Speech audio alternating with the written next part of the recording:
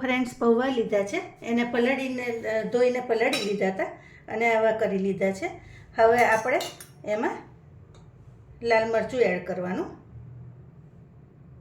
હળદર એડ કરીશું અને 1 ચમચી ધાણા જીરું એડ કરવાનું અને થોડુંક ટેસ્ટ પ્રમાણે 1 ચમચી મીઠું એડ કરી દેવાનું.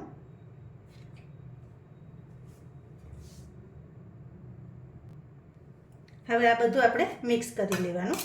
તમે આ રીતે બટાકા પૌવા બનાવશો ને તો આની ફ્લેવર અને ટેસ્ટ એકદમ સરસ આવશે, એટલે એકવાર આવી રીતે ટ્રાય કરજો.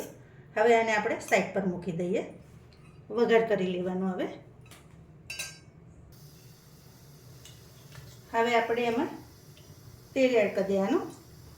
તો 1 ચમચી તેલ એડ કરી દઈશું.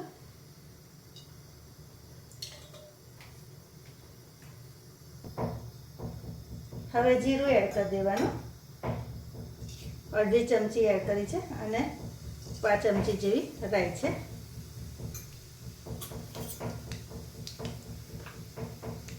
જીરું થાય એટલે આપણે ડુંગળી એડ કરી દઈશું.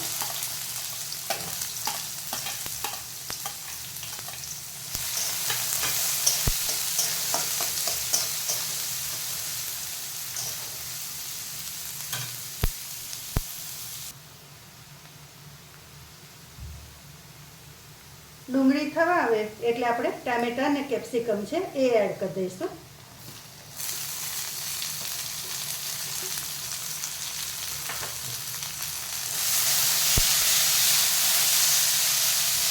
અને એમાં થોડુંક મીઠું, ટામેટાં ભાગનું મીઠું આપણે એડ કરી દેવાનું.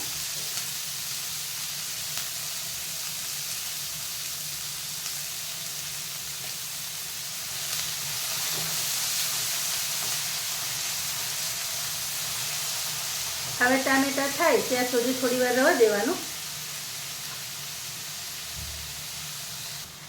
હવે આ લીમડાના પાન અને આ જે મરચાં હતા એ આપણે એડ કરી દઈશું. હવે હળદર થોડીક એડ કરી દઈશું. હવે આ પૌવા એડ કરી દઈશું. 1 ચમચી ખાંડ એડ કરવાનું અને લીંબુનો રસ એડ કરી દેવાનો. તો તૈયાર છે પૌવા, વઘારેલા પૌવા. બટાકા પૌવા ના કહેવાય, બટાકા અંદર એડ નહીં કર્યા એટલે, પણ પૌવા વઘારેલા રેડી છે. તો ગરમા ગરમ પૌવા તૈયાર છે.